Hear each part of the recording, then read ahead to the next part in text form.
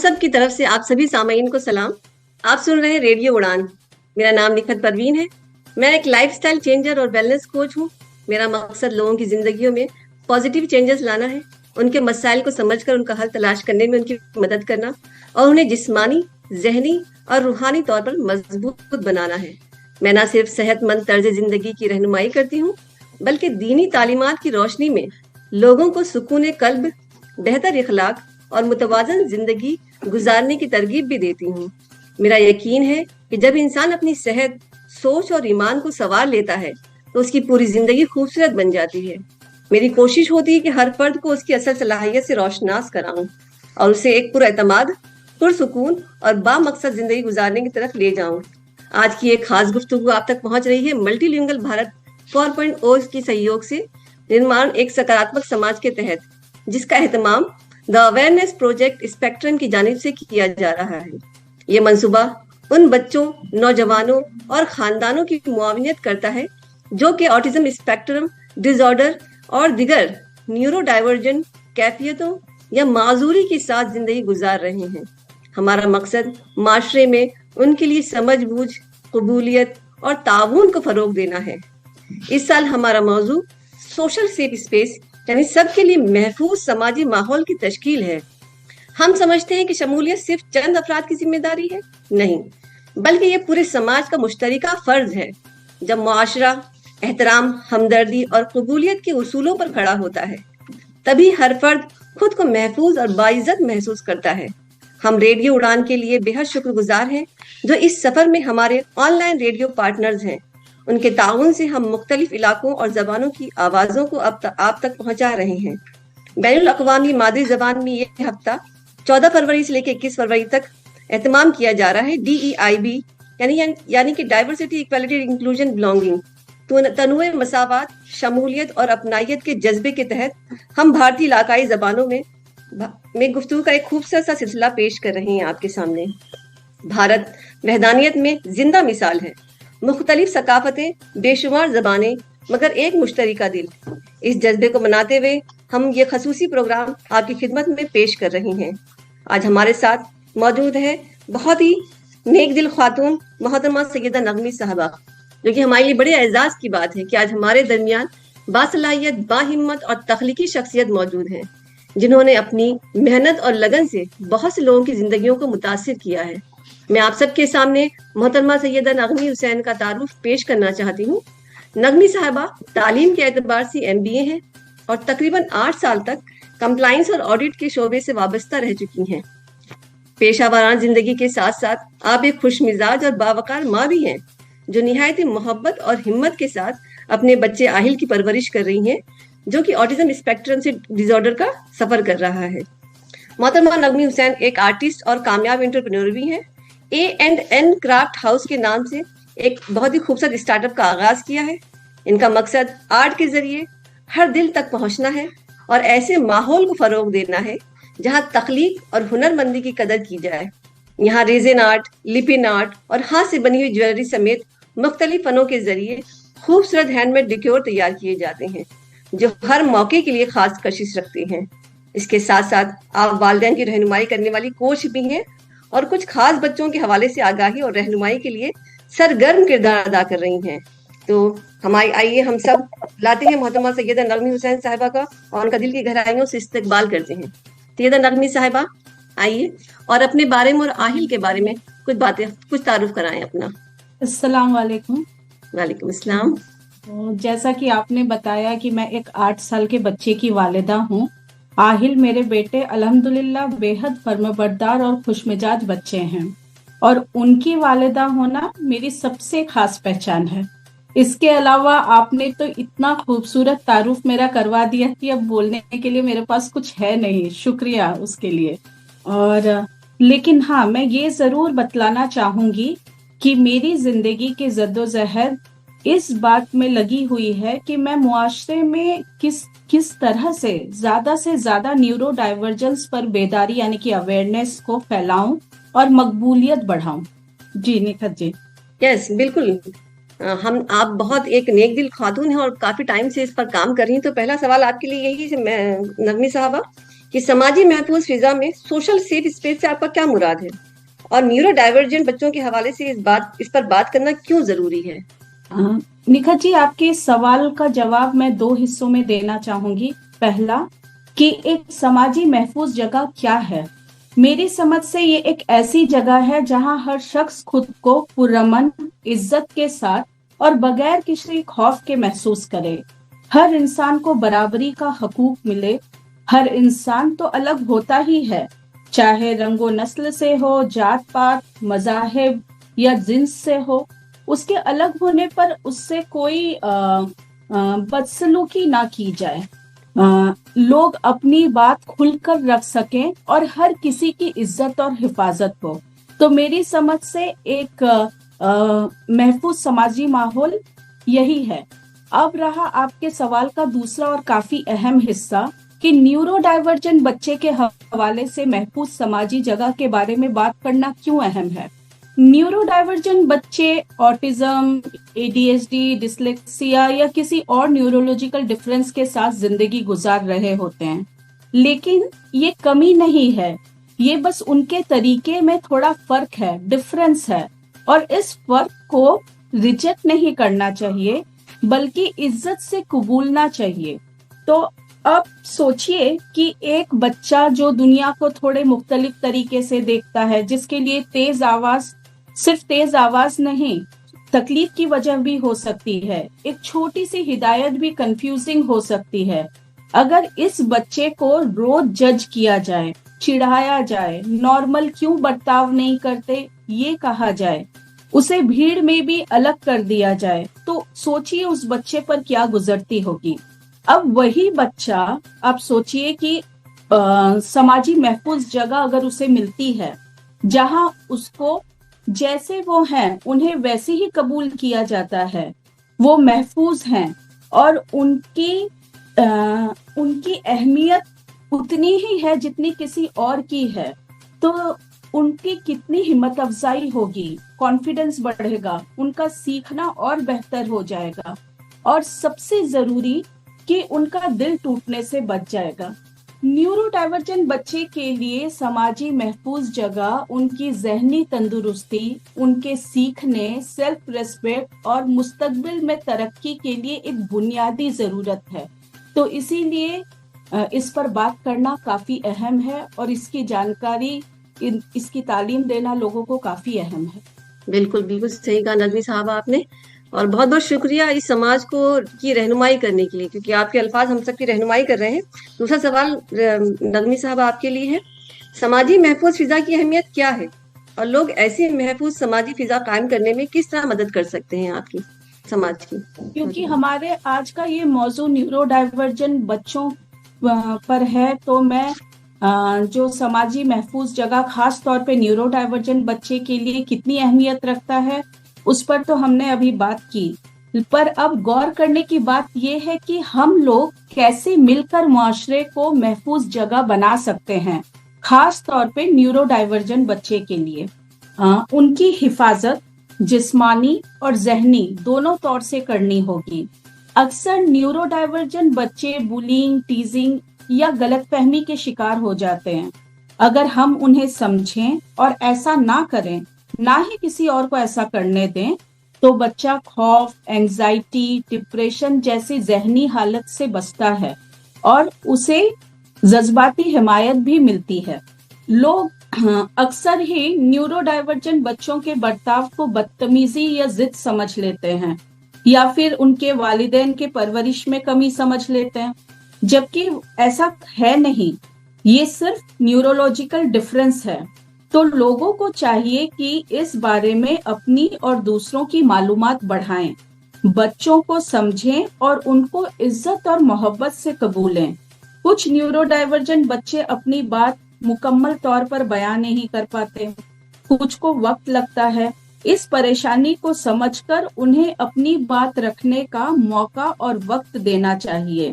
ان کی سینسری ضرورتوں کا خیال رکھنا چاہیے، جیسے کہ اگر تیز آواز یا پھر تیز روشنی سے اگر ایک بچے کو دقت ہو رہی ہے، تکلیف ہو رہی ہے، تو ماحول میں اسی حساب سے تھوڑی سی تبدیلی کر دی جائے۔ بچے کو سمجھیں اور اس قدر قبولیں کہ ان کو الگ محسوس نہ ہو اور وہ اپنے آپ کو معاشرے میں برابری کا اور ایک اہم حصہ سمجھیں۔ میری سمجھ سے ان چند چیزوں کا اگر ہم خیال رکھیں تو ہم ایک نیورو ڈائیورجنٹ بچے کے لیے معاشرے کو ایک بہتر اور ایک محفوظ جگہ ضرور بنا سکتے ہیں۔ بالکل بالکل نغمی صاحبہ، آپ کے الفاظ بہت سارے انکشافات کو صاف کر رہے ہیں آج۔ آئی تھنک ہم سابی سامعین کو یہ بہت کچھ فائدہ پہنچانے والا ہے آپ کی باتیں۔ تو نغمی صاحبہ، ایک سوال اور ہے آپ کے لیے کہ آپ آہل کے لیے محفوظ فضا کمیونٹی بنانے کے لیے کون سی عملی اقدامات اختیار کرتی ہیں؟ اس سوال کا جواب میں دو مثال دے کر دینا چاہوں گی۔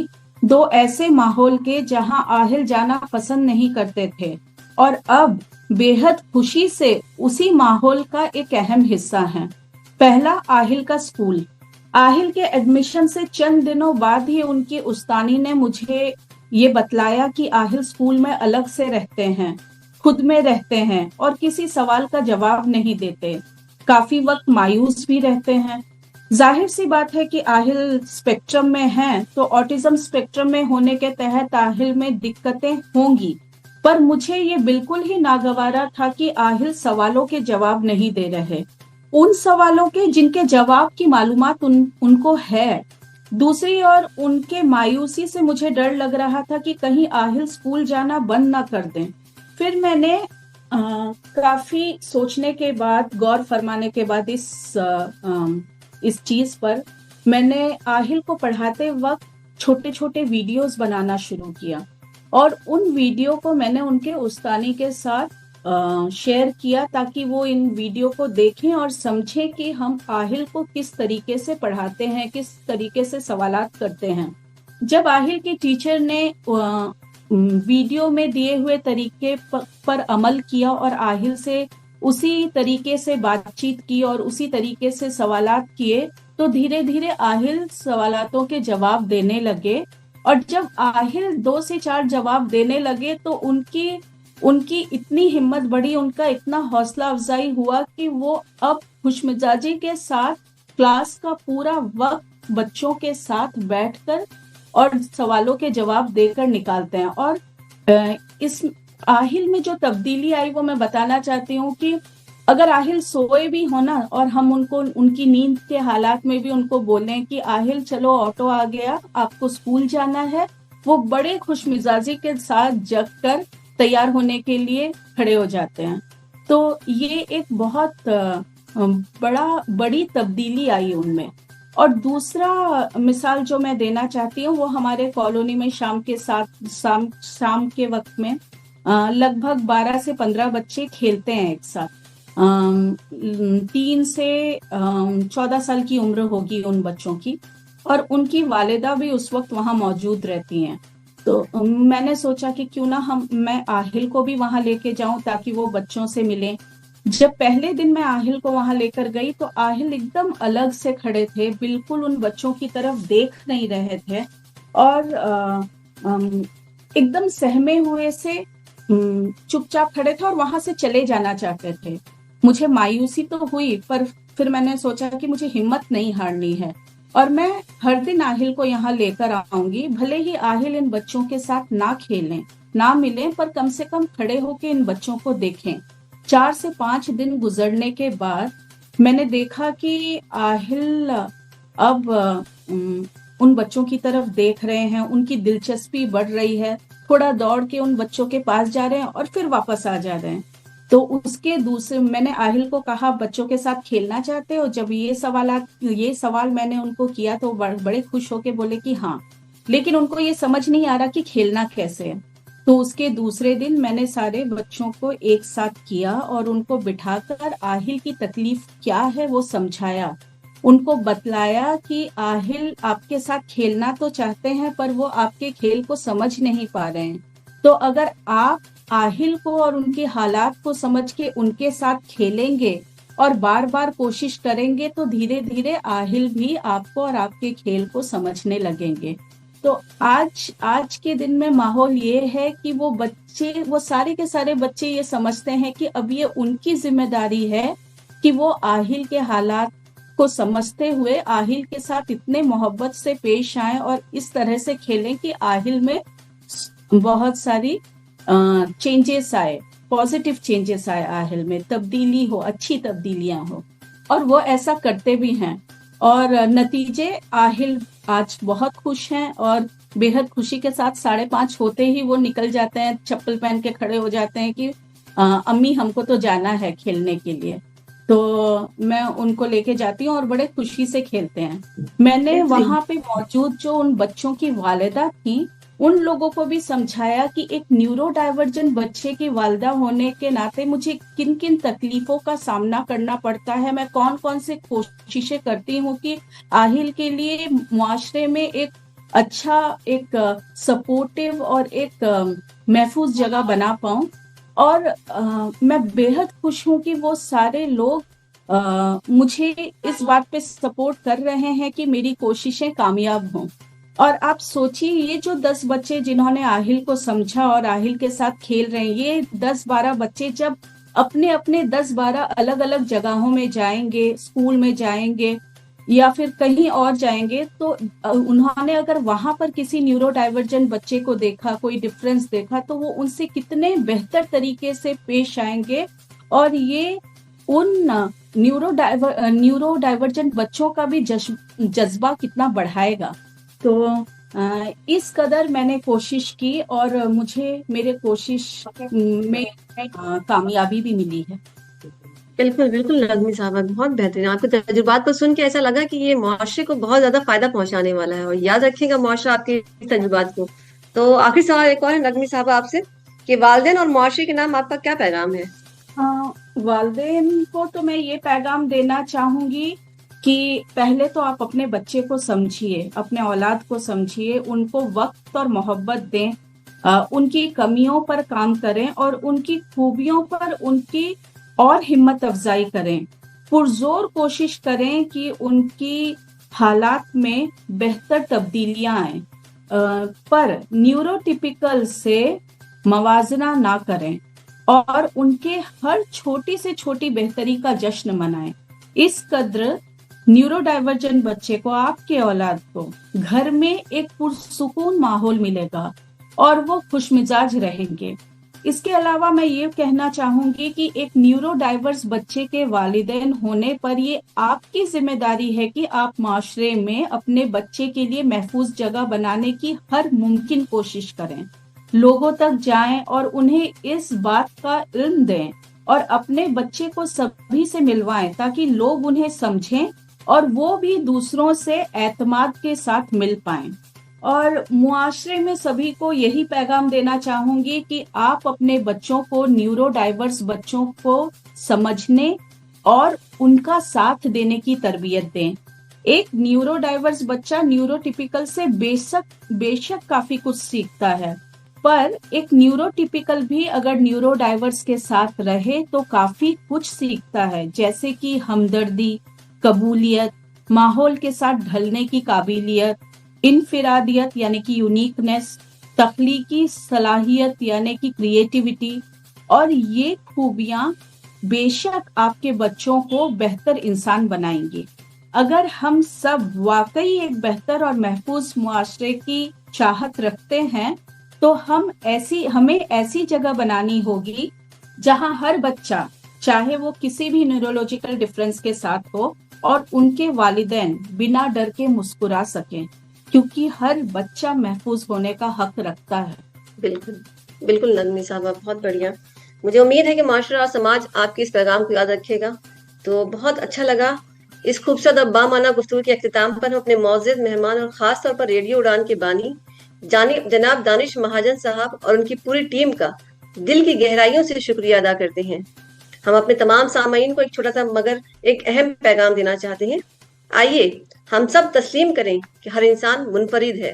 फर्क होना कमजोरी नहीं, माशरे की खूबसूरती है। हम अपनी जबान, अपने रवैये और अपने अमल में एहतराम और शमूलियत को जगा दें।